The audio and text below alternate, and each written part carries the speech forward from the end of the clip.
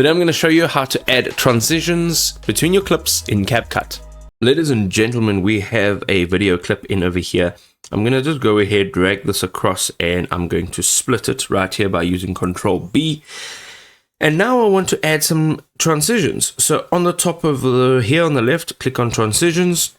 We are going to now look through. As you can see here, there are a bunch of transitions. If you hold your cursor over any one of them, it'll show you a sample of what it looks like. So here's what this one looks like. This is what this one looks like, and so forth. Now you can scroll down. You will see that there are a lot. There are a lot. So go ahead, choose the one that you'd like. And what we need to do is first download it. So there's a little download button. Click on that and click on the plus button, or click down and drag it over and you can put it there. Now once you've actually added it in, make sure that it's selected by default. As you add it, it will be selected. On the top right hand side, you will now have the parameters.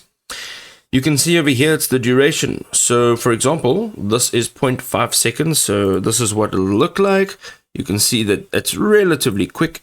If you go ahead, make it a little bit slower, a little bit faster, sorry, this is what it'll look like.